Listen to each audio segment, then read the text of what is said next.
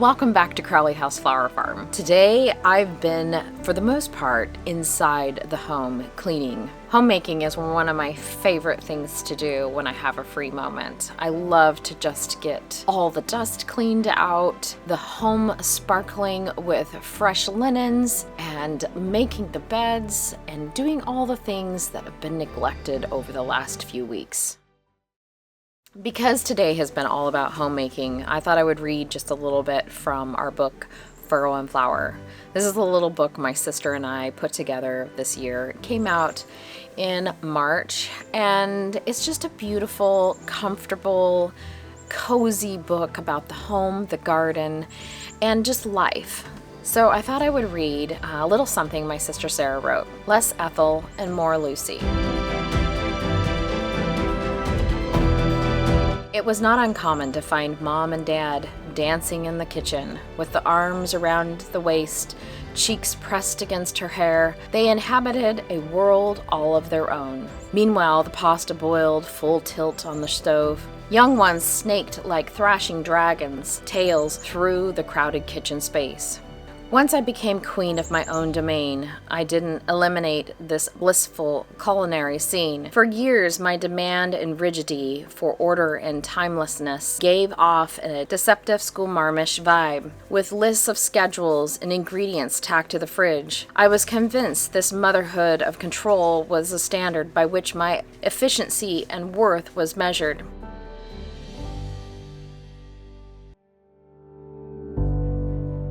I often was ran ragged in a race wherein I was always competing against myself. This was one I could never hope to win. Thankfully, life intervened. A chronically sick child, sports, schedule, and a broadening circle of friends in the same stages of upheaval led to the loosening of the reins. Becoming less Ethel and more Lucy taught me to relax and enjoy the processes and the adventures of it all. Out with the hors d'oeuvres, through dessert perfection, and guests banished to the living room while I scurried and fretted. In with the signature cocktail that immediately put everyone at ease. An option to pick up a knife and join into the menu preparations, or to just hang out in the kitchen and chat. Conga lines have been known to cha-cha through my kitchen space, and an actual time for sitting down to supper is anyone's guess.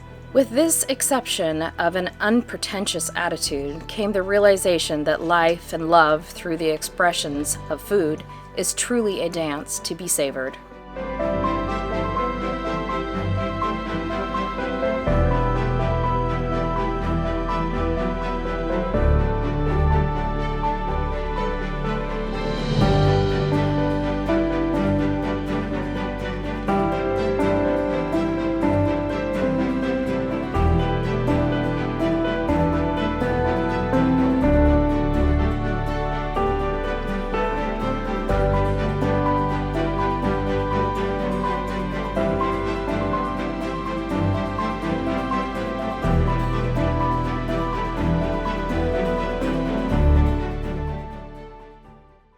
Just like a fish out of water, a gardener must return to the garden. So today I am heading out to cut a few blooms for the house. I think that's the last finishing touches that we need. I've collected a few of the vintage containers, and I'm just going to see what I can find and just add a little bit of color and freshness to the home. I think it's the last little bit that needs to be added. It's almost like adding the little jewelries onto the home, if you will. Well, the day has started to cool down and the wind has picked up.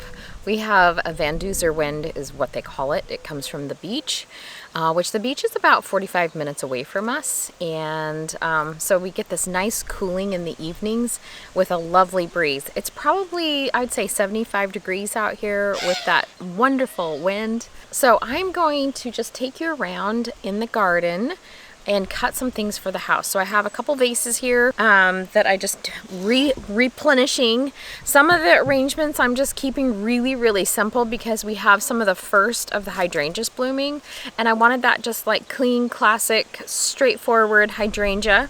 So I'm gonna do the hydrangeas in this vase here. You've seen me use that before. That's just gonna go in the dining room. And then I'm gonna use this guy again, and that's gonna go on the table in the dining room as well. And then I have this one, which a friend of mine made. It's just a little pottery, and that one's gonna just tuck itself into the living room.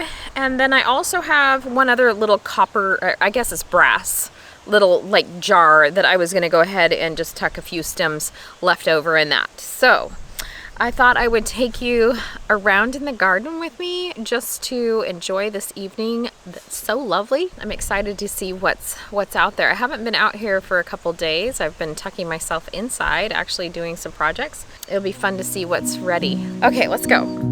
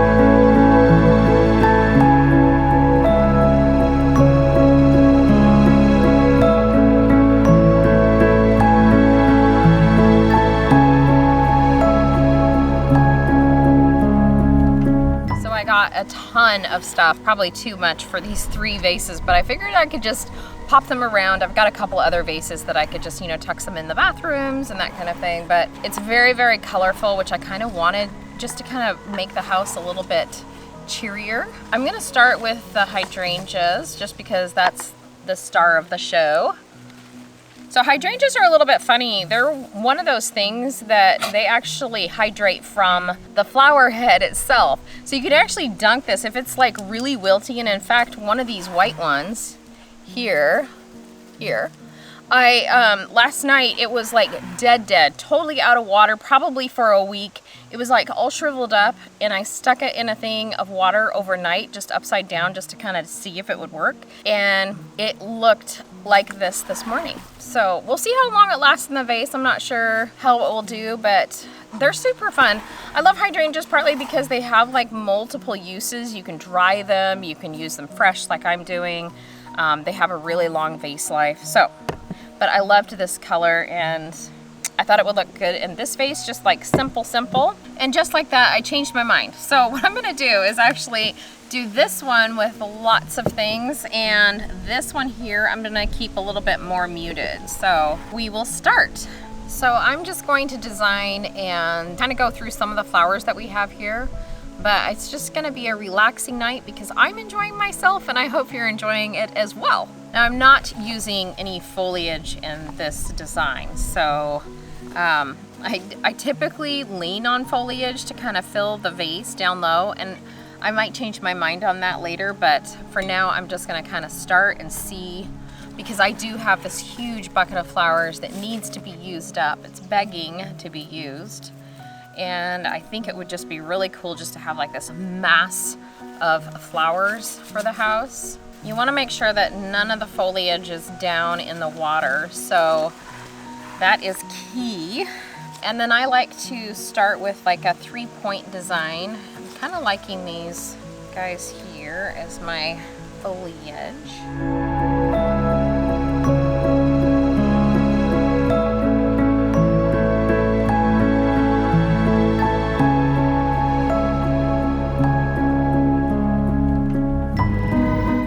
some of this beautiful phlox in here that just started blooming, and it is just scrumptious. But some of the colors and the variation, I got these from Johnny's Seed, and it was just the mix. A lot of times we grow the creme brulee, but this year we didn't for some reason. Not sure why, but we didn't. I think that's what keeps the garden exciting. I think too, phlox in the home, anything that kind of has a heavy scent, if you like that kind of look or feel, it's better than like the little plugins or Scentsies. Those aren't super great for you anyways, so this is a nice kind of fresh, clean smell in the house. It's very, very nice. So I also have some of these double click cosmos. Again, I got those at Johnny's Seed. They're really, really pretty. I like that dark color. I like designing outside because I can just cut and throw my little bits on the ground and it's like no big deal.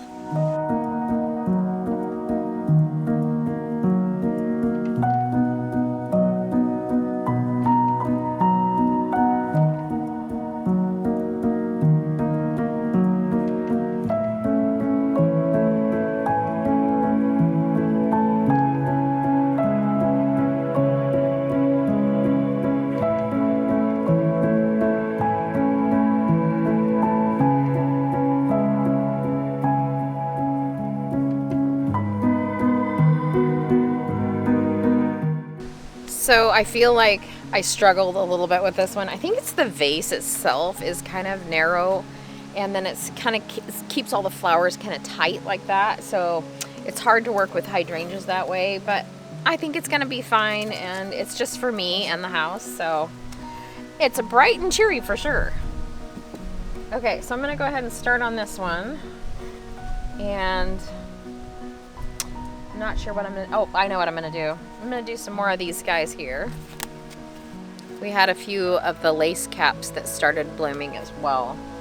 So I thought I would just, for a different texture, sometimes when you're using hydrangeas, they can be kind of, you know, really formal or stiff looking. So to use something like this in there is just kind of a nice mix.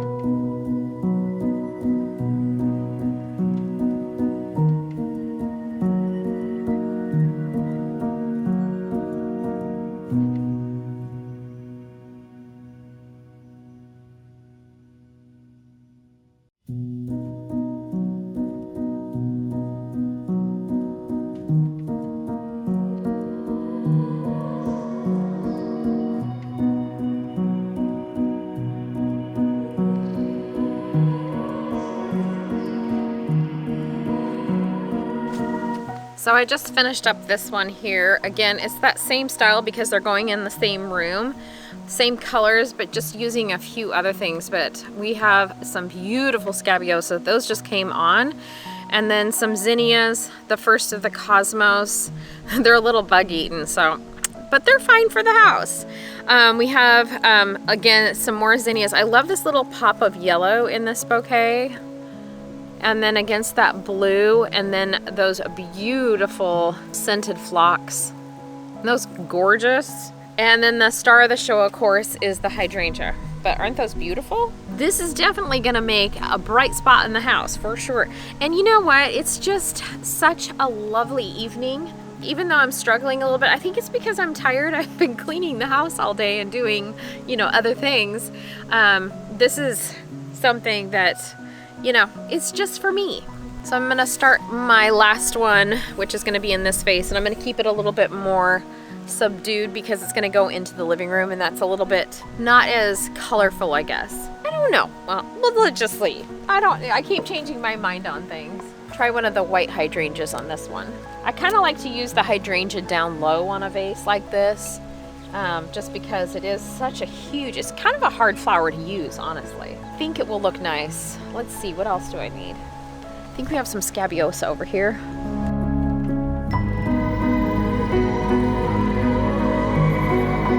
And I kind of want some foliage, so I think I'm gonna go back to that oregano and grab some of that.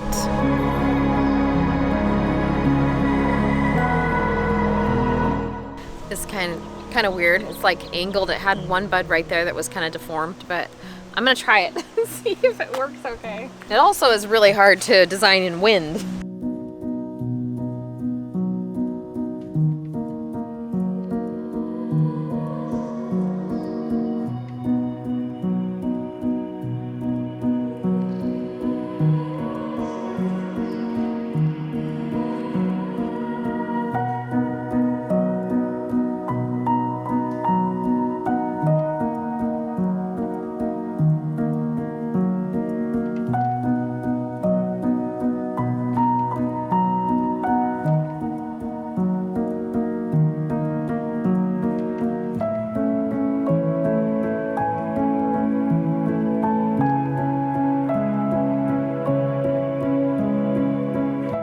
So I ended up getting some of this, I think it's called Bee's Friend. It's got that really pretty curly look to it. It's fun. And then just picked up some white dahlias to kind of offset the white of this hydrangea. I felt like it was too strong. So that'll help, I think, just make the two look better. And two, I like this light lavender, which is really kind of fun because it kind of breaks up the monotony of just all these kind of raspberry colors and then against the white. I didn't like it. That's what I'm saying. Okay, so this is what I came up with. I don't know about you guys, but hydrangeas can be really hard and tricky to work with, especially like in bridal bouquets. But I wanted to use them and challenge myself to use them. They're not my favorite to design with, but I love them. Like, I love them dried. I love them just piled into a basket, and you know, just, you know, even using them on a Christmas tree. I think I did that the very first year we were married, my husband and I. We had no money, so I just took a whole bunch of dried hydrangeas and plucked them on the tree, and it turned out absolutely fantastic. But I did want to just kind of, I don't know, they're just new, they're blooming, and anytime there's something showy and new, I like to bring it into the house and use it as the focal of the, this is gonna go against the back, so not really worried about that, but this is gonna be kind of the front. Anyways, okay, I'm gonna take them into the house, and that's it for tonight because it's been a long day and I've gotten a lot done. We live on a gravel road, so there's a lot of dust, so I just kind of did like a deep cleaning and kind of just fussed with the house a little bit. And I don't know, you have to fall in love sometimes with a house, and you fall out of love with it because you're so busy and our life is kind of slowed down right now. And I was able to just breathe and enjoy homemaking. So I'm so glad you could join me today in the garden, looking at some of the beautiful flowers that are starting to pop. So I have a mess to clean up too, which is always a mess. I ended up picking just a few more things for the little vases inside because I actually went through the whole bucket. So I didn't think I would, and then all gone except for one hydrangea, and I'm gonna gift that to Riley. She's got a new little vase that Emma bought her, and she's gonna tuck that in her little yurt, and that's that for the hydrangea.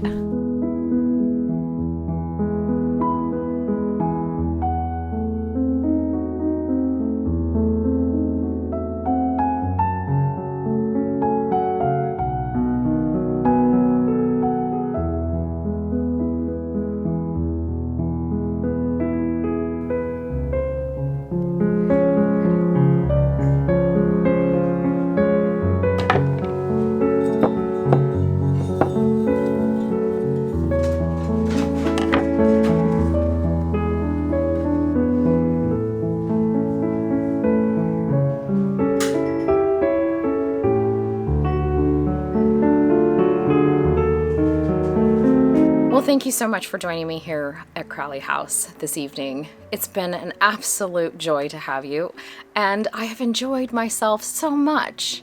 I'm going to take in my beautiful floral arrangements and just scatter them about the house. I do hope you were inspired and get out in your garden, cut something, tidy something up, make the home beautiful. It doesn't take much. It's simple, and as long as you love it, that's all that matters. If you would like to get a copy of our book, Furrow and Flower, I will leave the link below. And if you enjoyed this video and would like to share it with a friend, we would love that. Give us a big thumbs up. Thanks for watching tonight. Bye-bye.